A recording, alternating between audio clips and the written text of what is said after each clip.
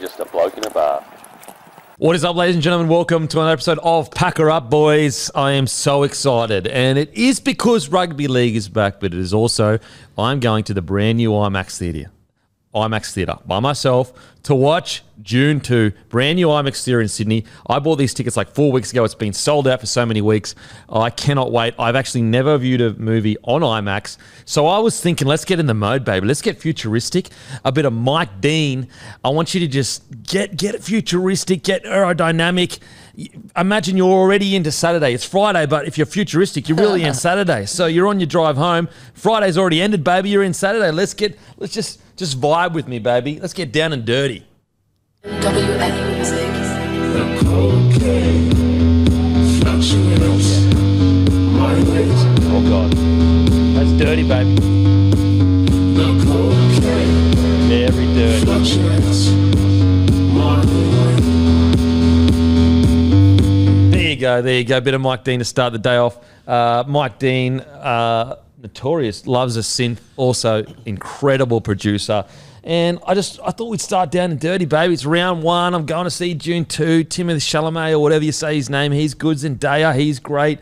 So excited. Plus a rip-snorting victory by the Raiders last night. Matty, how you been, bro? I didn't mind that song. It was I don't know how I'm feeling right now, but I'm really it was like comforting almost. It's comforting, but also weird. It's weird, yeah. It's a very weird feeling, but that's the way we do things in Packer Up, boys. We try to make you feel weird and strange. When are you going to June 2? Like straight after this. Oh, really? So it's going to be a shorter episode. Sorry, guys. Beak has a life. Apologies, guys. I'm going to reward myself with a movie. I haven't gone to a movie by myself in a very long time. I didn't. So the IMAX has just reopened, right? A few months ago now. But it's been down for years and years and years. Yeah. And also, Shandor, he'll be back next week. He's over in America for work right now, but he'll be back next week. But, yeah. So the only slot that I could get was the 1:45 slot. Yep. Because everything else is sold out. And I cannot wait. I cannot wait to see this. Never seen, June 2, supposed to be a masterpiece, but on the IMAX, you're kidding. Yeah, that's mad. You're kidding. So it'll be a shorter episode today. Oh, yeah, it'll be a shorter episode today. Let's get straight into it, shall we? Yep. Raiders defeat the Knights. A night raid on Newcastle by the Canberra Raiders. They're almost getting into Storm-esque areas. Now, not on that level, but every time you count them out, they just go, we love this shit. We are underdogs. Yep. We love it. They go up to the Newcastle, and I'll be honest, I did not think they had the points in them to beat the Knights. I thought the Knights could afford to be scrappy, even in attack and to defense, in defense to a degree.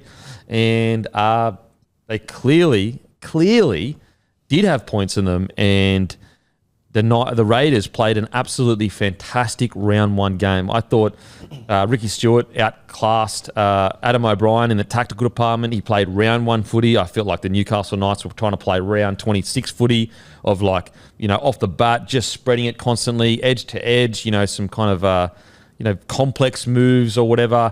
They ended up in that first half with 5 to go with a 58% completion rate. The Raiders ended up completing the second half 18 from 18, 100% completion rate in really, really good opening round from the Raiders. Yeah, I don't know why I'll speak for myself. I don't know why I continue to doubt the Raiders. Maybe because they don't win premierships like Melbourne, but they've just got this in them. They've always had this in them. I gave them pretty much no chance to win this. And I was watching the game thinking, why did I think that? Why? Yeah. Because we've seen this time and time again. It's just how Ricky Stewart plays. The only chance I gave them to win it was the fact that they're super tough and they love to be underdogs. Look, that did cross my mind, but I look at the teams on paper, I'm like, surely not. Yeah, but I tell you what, watching it last night, the forward packs... Sorry, I meant more like the key spine players. You mean the spine player? Forward pack wise, though. Yeah, forwards. There's a reason why the Canberra Raiders have a premiership winning level forward pack. Yeah. Watching Tarpane Papali'i turn back the clock. Are you kidding me? He looked as good as ever. He looked as good as ever. Super fit, multiple offloads, bending the line, great in defence as well. That kick chase at the end there. Obviously, Starling gets underneath Marju, incredible play, and then Papali'i comes over the top as a front rower. The Raiders, look, it's super early in the season, so let's get that disclaimer out of the way. It is round one. We get that, guys, but we can only analyse what we see. I still don't know whether they've got that extra gear in them at this stage to go, well, I don't think they have that extra gear in them to go against the top tier sides just because their spine is still so inexperienced. Especially when Seb Chris comes back, he's an inexperienced fullback. Strange. He actually had a bit of a mixed night, to be honest, in defence as well. But in saying that, a win's a win, so who gives a shit? And so inexperience in the spine. But in saying that, I don't. Do the Raiders? Are the Raiders fans? Are you really sitting there going, "Oh yeah, we expect to win a comp this year"? The most you can ask from your team is go out there and fucking rip and tear for the jersey, and that's what they did. And also, it's easy to look at a glass half empty. The glass half full look at this is their forward pack is an unbelievable forward pack that continues to deliver. So the forward pack is sorted. Now they just need Strange. They need, either a young fullback to come through and really dominate, and one of their nines to have a great year. And then all of a sudden, we always talk about, this team doesn't have a forward pack. Well, if we always, bagging teams for not having forward packs, we've got to give credit to the Raiders for having a top-tier forward pack. For sure. And also, in good news, like going off what you just said, the Raiders before that, the New South Wales Cup team, I think KO Weeks had a couple of try assists. Chevy Stewart scored.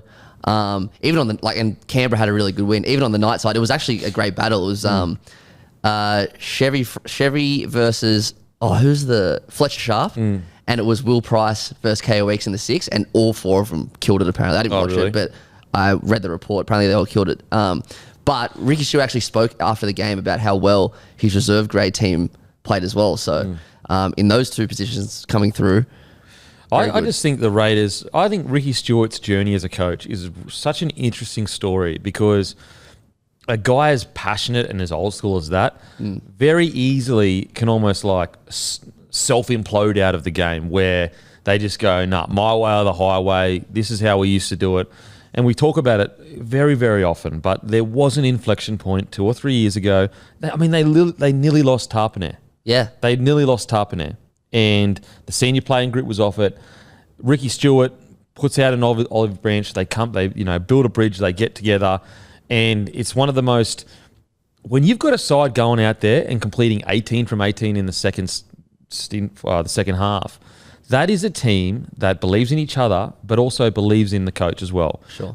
Players don't do that if they don't believe in the coach, and they don't respect the coach as well. Because sometimes players go out there, I just had 1 error, it's all good, or 2 errors, and if you respect your coach and you don't want to let him down, that's when you get high completion kind of stuff. Look at the Penny Panthers in the grand final, 97% completion rate.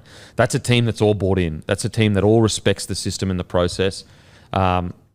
Really, really good signs. And I think the Raiders this year, they are going to be one of the toughest teams to play because you're going to have teams going in there going, look, on paper, we should beat these guys. And they're just going to ambush teams. I think they're just going to constantly ambush teams throughout the whole year. And you could, as I said, very long year, only 1 round. So I'm happy in 4 weeks if we come back and go, okay, my preseason prediction of them, struggling to make the 8 and then sliding quite a bit, whatever. But from that performance, if they keep that performance up, would not be surprised if they're dogfighting for that 7, 8, 9, 10 spot, at the end of the year. Well, I mean, it's easy to say that because it's not like they had this show-stopping performance where they put on all these tries and it was hectic. Their performance was all attitude last night, and if they keep that, they can keep that attitude all year. Like it's a Ricky Stewart team, as you said. Like right now, I still have them out of the 8. Yeah, me too. And I still have them as it's going to be a tough year, but again, I had them also not beating Newcastle Knights and also having not enough points in them, and they proved me wrong. And so, nothing would make me happier than to be wrong about that. Because I love the Raiders. I love what they're about. There's a soft spot for the Raiders because they're down in ACT. They're out of sight, out of mind. I mean, they've got Papali'i and Tarpany in their forward pack. Yeah, that's as good as Paddy Carrigan, Payne Haas. There's an argument to be had. Papali'i's won 1,000 Origins, been Player of the Year 4 years in a row. We talk about Payne Haas being Player of the Year 5 years in a row for the Broncos. And yet it never gets talked about. No. It never gets talked about. And when Australia played New Zealand, guess who was the best player on the field? Tarpany, for sure. And so, they just don't get the love they should get. And so I'm stoked. I'm stoked I was wrong about them with Newcastle. I'm stoked they went up there. And as I said, really smart footy by Ricky Stewart. That is round one rugby league. Understanding that it's going to be a bit clunky, so don't even try it. Just complete your sets and wait for the opposition to make mistakes. And that's exactly what they did. They just hung in there. I mean, they conceded 4 line breaks in the first half, and they were still 8-6 up. Yeah. Because they just hung in there and said, we're just going to be here all game, and we are confident you're going to make the mistake. And that's exactly what happened. Yeah, it was a great performance. I thought you spoke about the 4-pack before. I thought the new inclusions of the 4-pack were great. I thought Hosking was mad. I thought Smithies, he looks like he fits into the team well. You're right. That 4-pack is ridiculous. Horsburgh's not even playing. Horsburgh's not playing. Whitehead's not playing. Like ridiculous. 2 of their 4-pack. starting forwards aren't even playing. Yep. I still would have Horsburgh as a starting 13. For sure. But I thought Smithies was outstanding. And I think Smithies, and Guru's already alluded to that, but I hadn't seen him play before. He's not going to have the big moments like you see Horsburgh can have, but he's just going to give you absolute high-quality work. Now, maybe he may be able to develop that top-tier stuff, later in his career. At this stage, though, he's just going to give everything he does is going to be of a high quality, and it's going to be getting the job done. Yep. Hosking, on the other hand, I've always been I was Devo when the Broncos lost him. I mean, couldn't the Broncos use him now?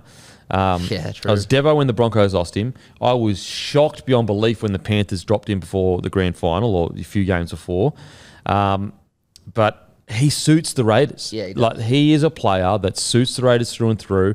And the fact that he's most likely going to be coming off the bench is crazy. Shows you how strong their forward pack. But let's say Elliot Whitehead is, he's a bit older now and he's coming towards the end of the career. Let's say he fades a little bit. What a comfort for Raiders fans knowing that you can reduce Elliot Whitehead's minutes and put Hosking on the edge. Absolutely. And I'm saying worst scenario with inverted, whatever these things are, because it's not actually a thing. But worst case scenario for Raiders, Hosking does play on the bench all year. It's the seamless transition. He's going to start next year when Whitehead retires anyway. It's perfect transition. And he's got at least another 5-6 years in him. And so it's such a good opening game from the Raiders. And, what is also great is Ricky Stewart's back.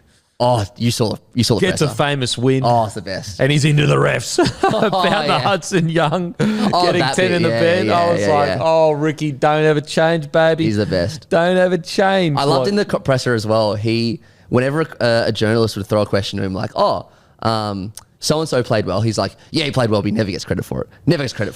And he did that 5 times, and it was like a 4-minute interview. Please watch it if you haven't. It's a great watch. Mate, Ricky Stewart is back, and he's the best, and rugby league is nothing without him. Ricky Stewart is rugby league. Yeah. Just a chip on, you have a great win, and you walk into a press conference and you go, yeah, but you guys don't fucking give us the raps we deserve. Love it. I love it. Man. Don't ever change. No. I'm going to have to say I respectfully disagree in regards to the Hudson Young thing. That was definitely 10 in the bin.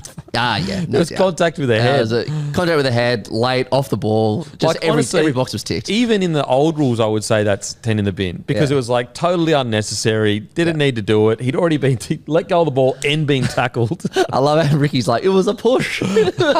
It's just you could see him contact his head. Yeah, it was undoubtedly a Now look, if there was no contact to the head, I'd go, yeah, I'm with you, Rick. I'm with you, stick.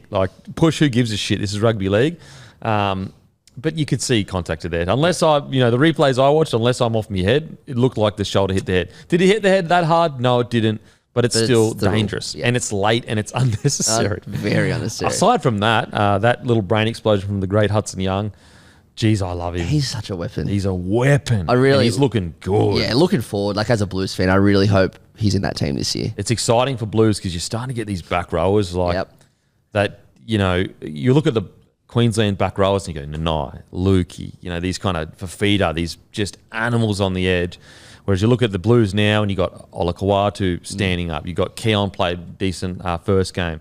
You got Hudson Young that, is just ready, ripping and tearing. And like Hudson Young, he's just made for Origin, isn't he? He's made for Origin. I'll just get the brain explosion out and he'll be made for Origin because you can't have that in Origin. Yeah. To be fair though, he's been pretty, since the eye gouge stuff, he's been pretty good, obviously besides last night. Yeah, I think he does toe the line a little bit. He gave some penalties in Origin too though, I think. That's right, he did. Yeah, so just that got to find that line. The hard thing is you don't want to get rid of the kind of instigator in him, because that's what makes rugby league great is guys like him that fucking spark shit up. Yeah. And so, yeah, just a little break. Outside of that, he was absolutely outstanding. Yeah. Papali'i, fuck, he was good. What about that last try when Hosking and Young linked up? Well, see, that's where, I don't know who I was speaking to, but that's where the Raiders can put points on. If they're super explosive through the middle, offloading, hard to tackle, bending the line, that is where they can find some points. Obviously, they can on the edges, but if they're going to have a unique brand of footy to score tries, it's going to be with a forward pack that can offload and can just bust you through the middle. And we saw that with that last try. Yeah. It's a great last try. try. It was bloody awesome. It was great to watch. Yeah, so really exciting for the Raiders, and once again, proving everyone wrong. Outside of that, I'm trying to think of guys that played well. Xavier Savage. Savage, great game. They tried to rattle him. They tried to shoot up in him. And look, I've said it since day dot. He is a winger. He is a winger. Please don't ever move him again. He is going to be a winger that's going to score a lot of tries. He's going to be on the highlight reel forever with some of the tries he scores. Keep him there. Let him develop. I love seeing people on the, we've seen it twice in 2 games now with Mariner. He showed that explosive pace to score that try. Savage, we saw what he can do last night, his acceleration. There's nothing better than watching an absolute speedster. Old school wingers. Yeah.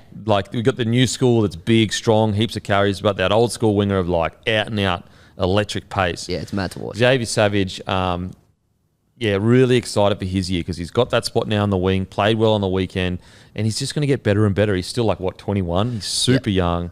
And just seeing that first 5 meters of speed, it was quick. For sure. It'll be interesting to see what you think when Chris comes back. Do you reckon he'll go back to fullback? Do you reckon he'll play centre? Chris, I think he'll play fullback. He'll play fullback? Yeah, I think he'll play fullback. Okay. And I think you go wrapping up on the other edge, and maybe Kotrick makes way, even though I thought Kotrick was pretty good. Yeah.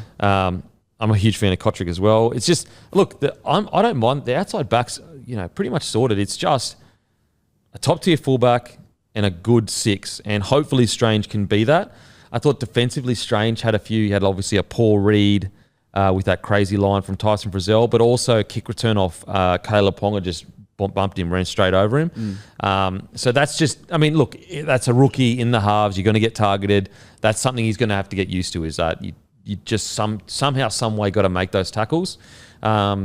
And that's being super nitpicky. We see 7s and 6s that have been playing for 10 years in the NRL get bumped and run over. So it's not unique to him. It's just a little part of his game that he'll just get better and better at as he develops as a player. Absolutely. Danny Levi I thought was good. Starling came on, really brought some energy. That tackle on Marju. I know Papali'i came over the top and brought him into the end goal, but the fact that Starling, that's brave. We're talking about one of the biggest tackle breakers in the competition in Marju. One-on-one tackle against... Starling the smallest bloke in the competition. He'd be up there. He'd be up there. If he's not, he's one of the smallest blokes in the competition. Old school tackle technique. Boom. Straight through the middle. Gets under him. Stops him enough for Papali'i to come in and absolutely drag him back. That represents what the Raiders are all about. Punching above your weight. Absolutely. A little fella... if you're a little fella watch that tackle, glorious technique, glorious bravery, and you could argue it's a match-winning play because I think they scored 2 tries off it after that. I really like the Levi Starling combo. Obviously, we all like Starling, but I've always liked Levi for a long, long time. Going back, I used to watch him when he played New South Wales Cup, and he used to tear that competition up. I know it's very, very different, but there's a lot of things I like about him. Yeah, Levi, he's always, for me, been a guy that he looks like he's got a lot of potential, and he just never seems to have been able to put it all together for a long period of time. So hopefully he can do it this year for the Raiders, because if he can, that'll lift a lot of weight off that spine. Fogarty, man, that first 20 minutes, that kicking, I was like, oh my God, this is what is going on here? Fogarty, normally known for a strong kicking game. This was terrible kicking. And then he just clicked into gear, and he kicked them to death. Yeah, 800 meters kicked or something like that. That's right. Yeah. And you could argue the kicking was the difference. And again, simple game plan, boys: run hard, tackle hard. Fogarty, kick, long, early, or whatever you need to do. Just get the ball down their end. Because after the first 20 minutes, he was landing them in goal. He was landing them way short of the line. And then he somehow got his eye in, and all of a sudden, I mean, what did they score? Two tries off kicks? 3 tries? Anyway. Yeah. Because you've got the Starling one, pushed him back in, they got a try, and then you got the Hopewadi one where he offloaded and they scored. His kicking game was great. And look, that's all Fogarty needs to do. He doesn't a really good kicking game and just get the boys around the park. And then Strange, hopefully he can just develop into the kind of live wire that you would hope at number 6. Yeah. I mean, the blueprint's right there. I just remembered that was one of the things in the press conference. I think it was Matt Russell said, Fogarty kicked for 800 metres. And Ricky was like, yeah, he's a great kicker, but none of you ever say that. None of you ever say that. It's just, just the best. I was like, stick. He didn't start the game kicking that well. But as I said, the blueprint's right there. Like, obviously it was their first game in the halves together. If they can develop that all year, it could be quite good. So really good for the Raiders. Like, what a great performance. What a great way to kick off the year as a Raiders fan. I'm sure a lot of Raiders fans probably thinking, okay, this is going to be a tough road trip. Like Newey Knights, all the hype, everyone's record membership, all that good stuff. They go out and just play incredibly well. So, stoked for Raiders fans. Knights fans, disclaimer, yes, it's round 1 for sure. But very, very disappointing. I am genuinely surprised. It's not necessarily the clunkiness. Like, it's whatever. That's round 1. It's going to happen. It takes time to build in the season. But after all the hype heading into this game, it's round 1. You've got a record amount of membership. And unfortunately, that's what you dish up. That's what's concerning to me. 58% completion rate in the first, 30 minutes or whatever. Looked really poor. Just so surprised that a team that had such a good run last year, this is their second big game at home. So they had that prelim final, the final, that Raiders nearly ambushed them last time as well. So it wasn't a great game for them. They just somehow got the job done. And then round 1, they go and dish up that. I think, very disappointing for Knights fans. Look, it's not panic stations or end of the world. It's round 1, but there's just no way around it. Super disappointing performance. To me, the Knights looked like a team that forgot it was round 1 and they thought they were on 10 in a row again. It's like they just thought they could pick up where they left off. It was like they were trying to... They looked very impatient. They looked like they were trying to score off every play. I don't know. It was they didn't play round 1 footy, I don't think. Well, that's what was in my notes. Was like these guys from minute 1, it was score, we need to score in the first few sets. There was no foundation laid for the game. There was no just let's ease ourselves into it. There was no long-term thinking in that 80 minutes. Yeah. The first 20 minutes, especially in round 1, is just all about lay the foundation, set traps, get to certain points on the field, tire certain people out, intimidate certain players, all that kind of stuff. I just didn't really see that from the Knights, and it was very surprising. And look, it was a bit of a frantic kind of energy, and not a frantic because they were nervous that they were going to lose, but it was a frantic as in we just got to score, we got to score, we got to score. And you've got to build your way into a season, or at least into a game. And on the flip side of that, Raiders were super patient, super patient. They built their way into the game, and so hopefully they identify that and just keep it, because that's what the Knights did last year. Is they built their way into games really gritty defense, first 20 minutes, get through their sets, then the points came. And so hopefully it's a matter of just being too excited rather than being disinterested, because I don't think it's disinterested. It was just seemed a bit too frantic. But even kicking out in the full, missed tackles that were it was just very surprising. That it's not it's not a super surprise they lost to the Raiders. Raiders are a solid side. So it's not oh my God, the Raiders, what an incredible upset. It's a great win by the Raiders. It's just more the fact that they never looked like a team with a game plan or a mission for an 80 minutes. They looked like a team that thought they would score points. They needed to score points in the first 40 minutes. They didn't, and then they were just chasing their tail for the rest of the game. Yeah, and just didn't adapt to the situation. They'd make an error, but they still keep playing like that. I thought they started the game pretty strong. I actually thought Safidi started the game really well. But you're right. They just if you look at the tackling opposition 20 stat at half time, it was 18-3 or something. They just field position, possession. They just couldn't build pressure. Well, they just didn't build pressure. They that's the thing. They just didn't build pressure, which is very surprising. I think they ran it on the 5th a couple of times too. which is I get it. The dropout rule is changed quite a bit. So there were a few tactical errors that I just was a bit surprised at. And also, again, such a big game to lose so handedly. Look, if Penrith went up and did that, you'd be like, it's Penrith Panthers. But Raiders come in and just pulled your pants down, like really, really disappointing. Now, they could come out next week and look like the team that we know and the team that everyone hopes they can be. But there's really just no, unfortunately, there's no way around it. It's a super disappointing performance. I hope they do, because the problem is glaringly obvious. They just got to go back to basics and do what they did so well last year. Like that, they know now that they were impatient and everything was too frantic. Surely, I do think there might be a hard decision needs to be made with the Cogger Hastings gamble situation. I just don't know if there's too many cooks in the kitchen with all three of them. Yeah. I don't mind him at 14. I thought in the trials he did okay, but as I said, it's not necessarily about him playing 14, but it's more about he does seem like a guy that it's either his team or it's not his team. Yeah. And Hastings is that guy too. It's either Hastings' teams or it's not. And so I do think they're probably going to have to make a tough decision on that. Whether that means Hastings Cogger and Gamble unfortunately goes to 14 and becomes a utility, even though I think Gamble would be a great utility. Unfortunately, Phoenix had a really poor game after such an incredible year, and that might just be a symptom of it was such a big year that, again, you're almost trying to do too much. Like, for example, his line speed was great last night, like really, really good, but he missed 10 tackles. Yeah.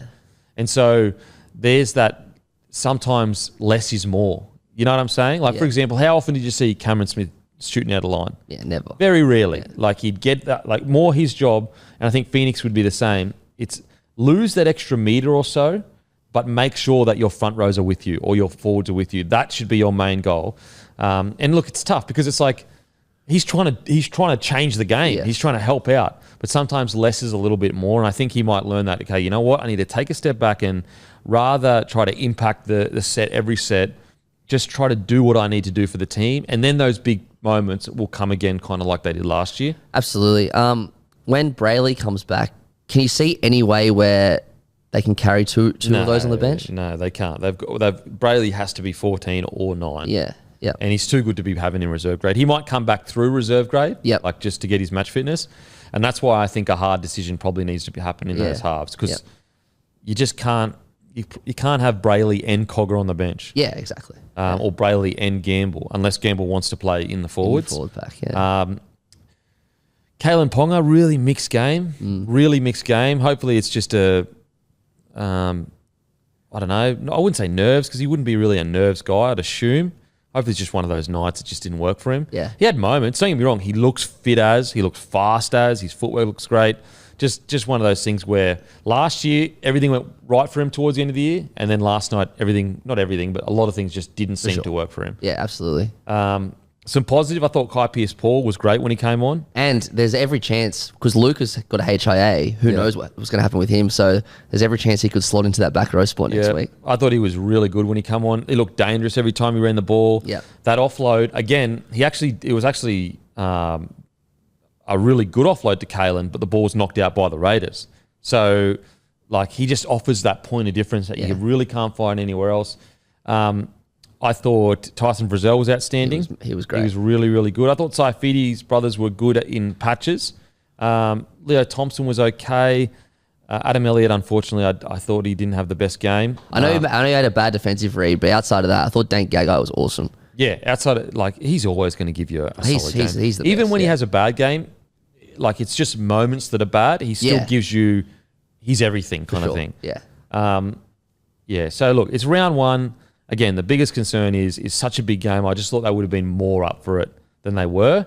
But, guys, like, I know that it's similar to the Broncos last week. Like, you can sit there and wig out and be like, oh, my God. But all you got to do is look back to your team last year in round one and think about how different the side was by the time they got to round 15, 16, 17, 18, 19, 20. So it is a very long season. I think that the positive for the Knights is that the issues were pretty obvious. Like, they didn't build any pressure. Errors, like terrible ball handling. If they can fix that, then you'll have a better judge of where they're kind of at. Yep, and watch it all on KO. Watch it all on KO. Don't forget, guys, on Wednesday, March 13th, rising super bantamweight contender Sam Goodman returns to the ring in hopes of continuing his run for a world title shot against Schliebs. In the co-main event, fan favourite Isaac Head Splitter Hardman will face Venezuelan Endry Saavedra. Link will be in the show notes, guys. Make sure to grab the pay-per-view. I'm actually going down to the fights, so I cannot wait. And then later in the month, you've got Tim Tszyu versus Thurman. Make sure to buy that. That's going to be one of the biggest fights of the year. You do not want to miss it. If you love Aussie boxing or you want Aussie boxing to grow, you need to get behind our Aussie boxers. Now, Zac Lomax, it's reported, there's been whispers, I guess, that he is a bit unhappy with wing this year or being on the wing this year. No quotes have been said, and you just don't know. He's on such a big wicket. You don't know. Are those stories kind of being leaked to, like, are they looking to part ways, not looking to part ways? I don't know. But, I guess you will be able to tell with how enthusiastic he looks on the field. If he comes out and he's, getting through his work and he's working really hard, then I guess the story's not true. He is happy to be there. But if he comes out and he's a bit quiet and doesn't get through his work, I guess the story would be true that he's a little bit dissatisfied with being wing.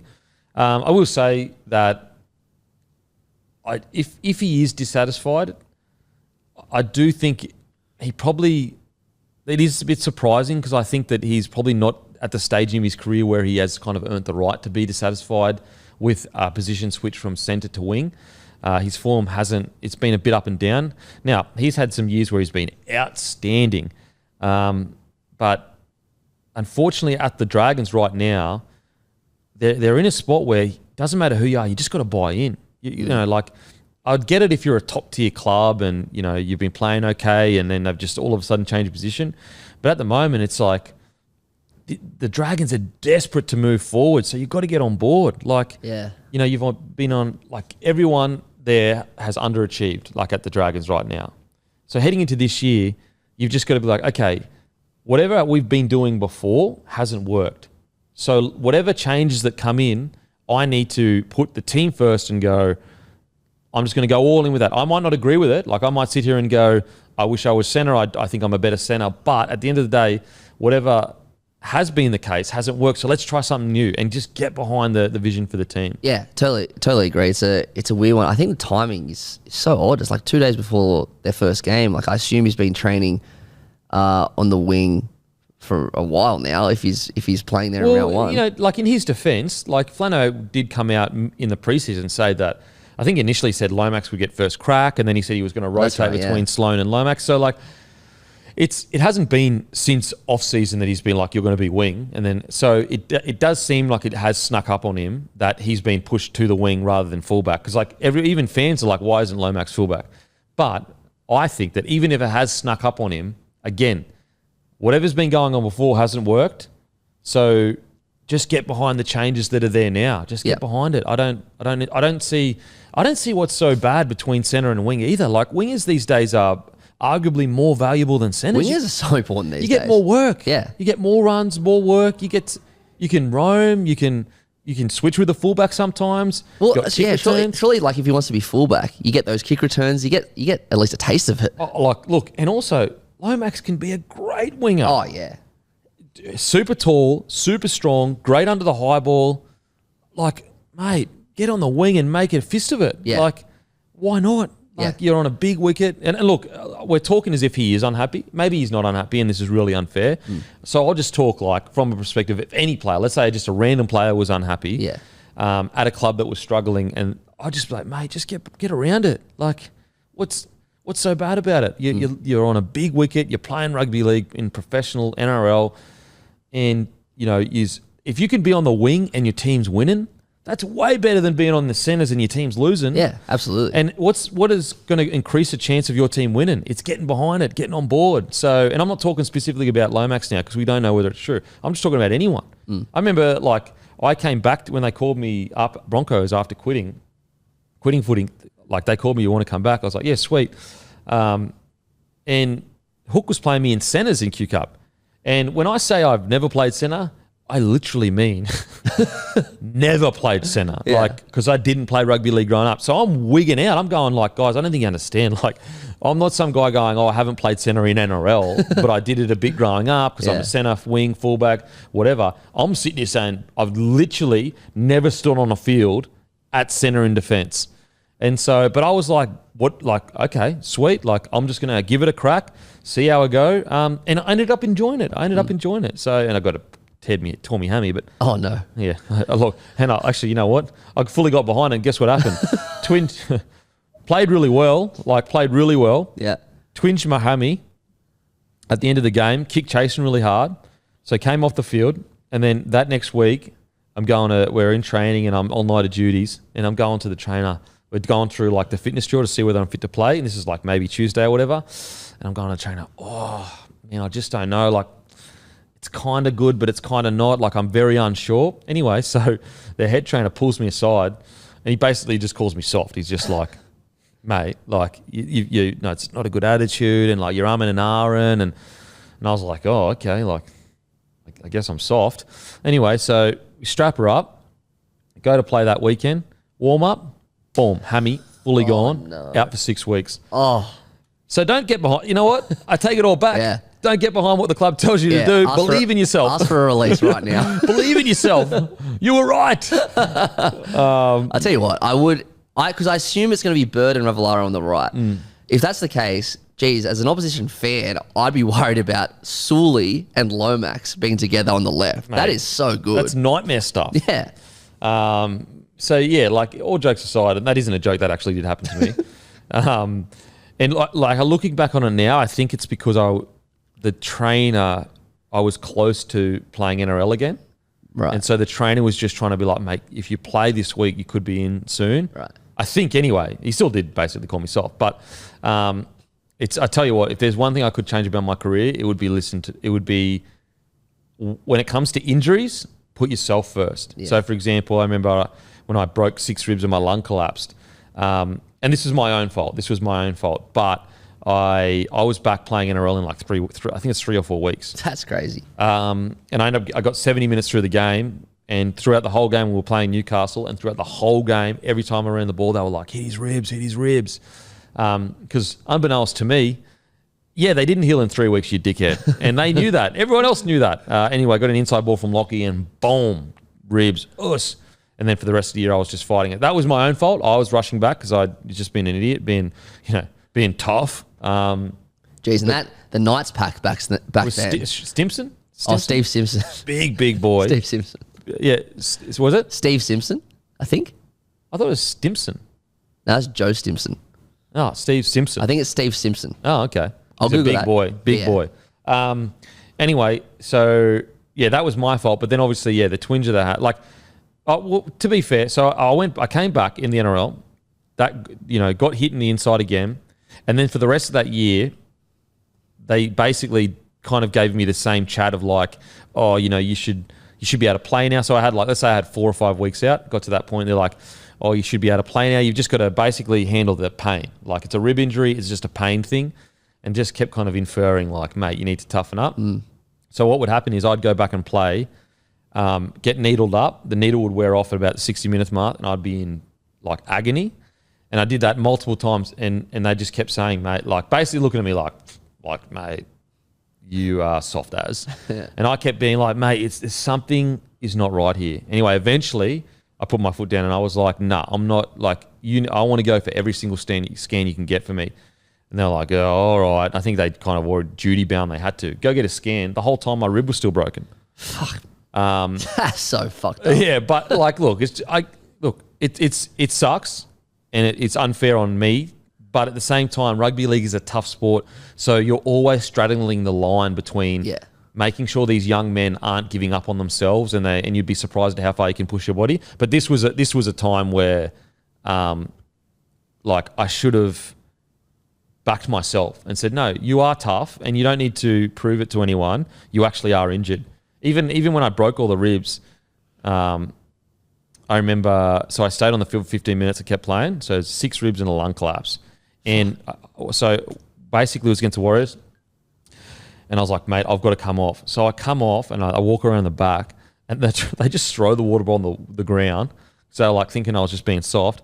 I went into the hospital, into the dressing room, and like the doctor's there, and I'm like can barely breathe. I'm like, I'm in so much pain, like fuck, something's wrong. And they're gone, oh, we'll just give you some Panadol. I was like, mate, Panadol. there's something wrong. There's something wrong. And again, they were like, this, you should not be in this much pain. Like looking at me like I was being soft. Anyway, so I go into the hospital. So they take me to hospital, like, not what's the word? Almost like reluctantly take me to hospital. I go there, we get the scans, and they're like, yeah, you've done some damage. I'm like, yep, sweet. Ironically, I was so fit at this stage, they kept rushing in to see, because my monitor kept going off because my heart rate was at resting rate was dropping below the healthy, to normal people, the healthy amount. So I was like, I think it was like dropping to like below 40. And so that's when it starts beeping, thinking that I'm having some whatever. But it was just because I was so fit at the time. Anyway, so they let me out. I go home, go to sleep, wake up the next day. I'm driving into training, and I'm with my ex-girlfriend a million exes ago, and we're laughing, and I'm like, oh, you got to stop. Like I'm getting short of breath. So I walk into training and whatever, and they're like, oh, look, we're just going to send you for some scans just to make sure there's been no internal damage.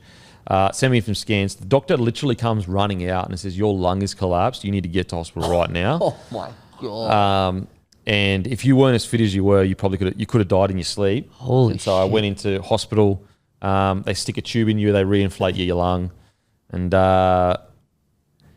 who gives a shit, to be honest? Like, I reckon everyone driving in their car right now was like, Kemp, don't give one shit about your story. So let's get back to rugby league. Munster has been ruled out. Cam Munster ruled out of tonight's clash against the Panthers. Huge out. Huge out. I was going to pick Melbourne with Munster in it. Yeah. Without Munster in it, I think it'll still be a close game, but this is going to be a tough one for the Storm. Yeah, it's disappointing, isn't it? I was really, really keen. I'm still keen for the game. Still super keen. It's a great Friday night footy. Sharks, Warriors, Storm, Panthers.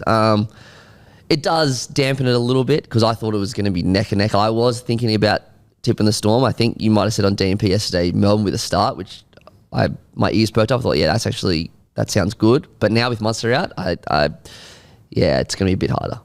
Yeah, I cannot wait. Fireworks, absolute fireworks.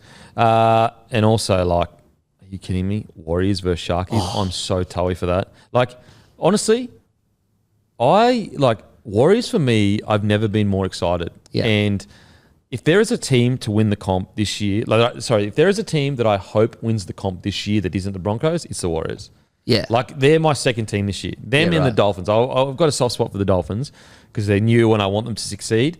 But this year, second team is the Wars. Yeah, all right. Wow. I am so excited for them. And look, I'm ready to get my heart broken, baby. You know, they're probably going to let me down, but I'm so excited for them as a rugby league team. I just think what they did last year in regards to the country getting behind them, the content they created, how funny their fans were. Like, I just want more of that. Yeah, wasn't it just the best? It was the best ride. Not even a Warriors fan, but it was the ride, like the best ride ever. Yeah, it was mad. Now, speaking of rides, I got to ride out of here because I got to go. But a reminder, hungriest player this week was Brooks, Brooks. Use that for free delivery in your codes. And also, not only do you get free delivery, you get a chance to win a $200 Menulog voucher. Guys, support them. They support us. Make sure to use a code. Make sure to use Menulog. Also, don't forget the LDB T60 has 160 kilowatts of grunt, which makes it one of the most powerful utes in its class. Our LDV T60 power play of the week was Hamole Olakawatu. Packer Up Boys is brought to you by Sportsbet. Make sure to grab a case of Bloke beer. There's still some CBA merch on bloke.shop. I think that is it. We've already given our predictions, I think, early in the week as to who we think win. That was prior to the team list, but we'll stick by it. We're all done and dusted. Thanks for listening. As usual, I'll go and fuck myself. Thank you. Imagine what you could be buying instead. For free and confidential support, call the number on the screen or visit the website.